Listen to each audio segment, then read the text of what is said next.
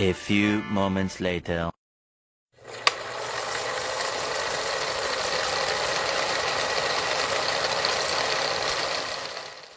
Assalamualaikum warahmatullahi wabarakatuh. Kami dari kelompok 3 akan menjelaskan terkait etika komunikasi public relation dalam menjaga citra perusahaan atau communication ethics in public relation to maintain the image of company yang ditulis oleh Bramastra Nadiwirdana. Next.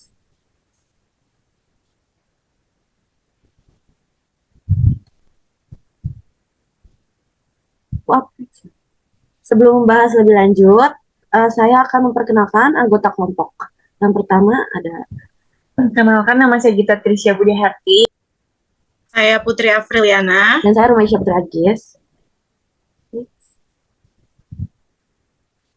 Oke, yang pertama ada bagian pendahuluan akan dibacakan oleh Gita Trisya.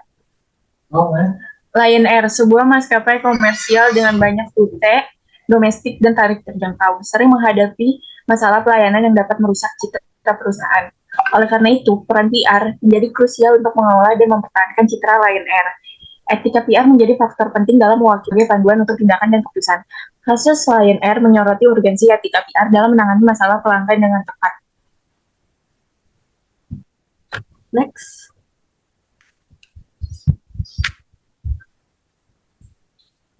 Selanjutnya ada contoh-contoh kasus. Yang pertama akan dibacakan oleh Putri Afriliana. Contoh kasus yang pertama adalah kelebihan bagasi pada 23 April 2019 mengakibat jelasan dari kasus tersebut adalah pada tanggal 23 April 2019, kasus viral melibatkan Lion Air terkait insiden live Facebook yang mencuat ke publik. Dalam video tersebut, terlihat petugas Lion Air mempermasalahkan jumlah dan kapasitas barang bawaan penumpang. Mengendaki satu orang membawa satu barang, salah satu penumpang, termasuk seorang anak balita berumur 3,5 tahun, disuruh membawa barang bawaannya sendiri. Meskipun pihak Lion Air menjelaskan aturan kapasitas bagasi, tidak ada solusi yang memberikan keseimbangan dan maaf kepada penumpang yang terkena dampak. Kejadian ini menyebabkan seorang penumpang harus membeli tiket pesawat lagi karena ditinggal. Contoh yang kedua akan dibacakan oleh Gita Trisya. Contoh kasus kedua, penumpang melaporkan menemukan serangga di bagasi pada Februari 2019. Penjelasannya, pada tanggal 15 Februari 2019, terkait penemuan binatang yang diduga kalajengking pada bagasi kabin penumpang Lion Air setelah pesawat mendarat di Bandara Internasional Soekarno-Hatta. Salah satu penumpang mengambil gambar dan membagikannya di sosial media. Meskipun Danang Corporate Communication Strategic of Lion Air langsung melakukan pengecekan dan tidak menemukan binatang tersebut, pihak Lion Air tidak meminta maaf atas insiden tersebut. Meski dilakukan pre-flight check sehari sebelumnya, kejadian ini viral dan menimbulkan ketidakpuasan di kalangan publik. Selanjutnya yang ketiga itu, contohnya ada video pilot Lion Air memukul pegawai hotel pada April 2019 viral di media sosial. Penjelasan dari kasus ketiga yaitu pada tanggal 30 April 2019, seorang pilot Lion Air terlibat dalam kasus pemukulan terhadap seorang pegawai hotel di Surabaya. Rekaman CCTV dari kejadian tersebut diunggah di media sosial Facebook dan telah diberikan sebanyak 26.000 kali dengan 10.000 komentar. Dengan tidak menugaskan sebagai pilot dan berjanji untuk memproses lebih lanjut dengan mengumpulkan data dan informasi.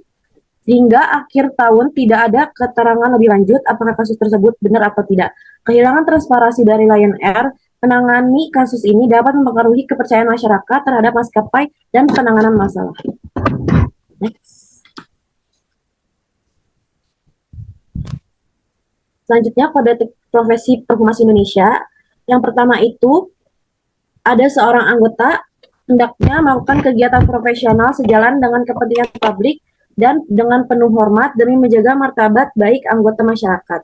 Yang selanjutnya yang kedua, ada seorang anggota hendaknya tidak melakukan kegiatan dalam praktik apapun yang dapat merusak integrasi seluruh komunikasi massa. Yang ketiga, seorang anggota hendaknya tidak menyebarluaskan dengan sengaja informasi palsu dan dapat menyesatkan masyarakat. Selanjutnya akan dibacakan oleh Gita Trisya. Yang keempat, ada seorang anggota hendaknya di setiap waktu berusaha memberikan gambaran seimbang dan terpercaya terhadap kepentingan organisasi yang dilayaninya.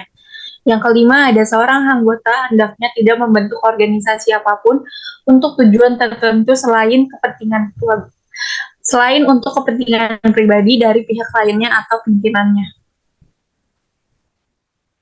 Next.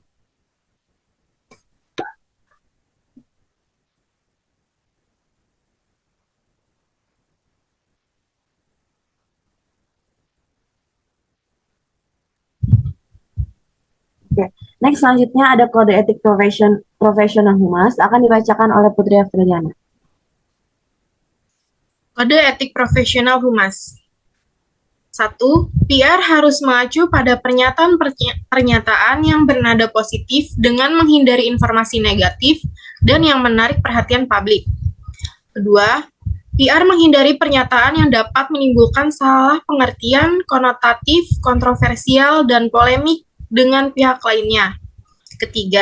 Pihak yang ditunjuk sebagai perwakilan perusahaan untuk mengurangi kemungkinan pernyataan yang bertentangan dipublikasikan di media dengan memberikan pernyataan atau publikasi yang positif dan menguntungkan perusahaan yang diwakilinya.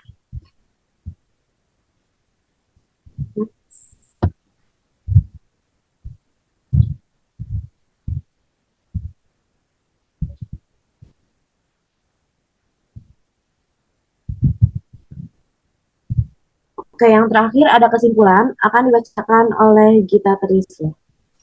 Kesimpulan dari artikel jurnal ini, etika sangat penting untuk membimbing manusia dalam membuat keputusan sesuai dengan nilai moral yang ada di sekitar mereka.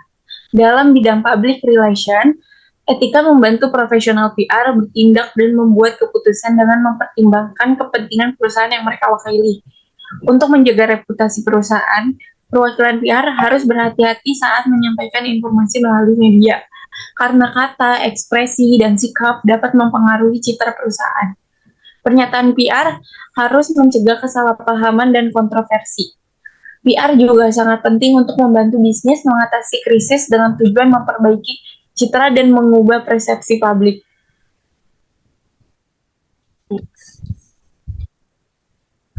Oke, sekian pemaparan materi dari kami. Kurang lebihnya mohon maaf. Wassalamualaikum warahmatullahi wabarakatuh.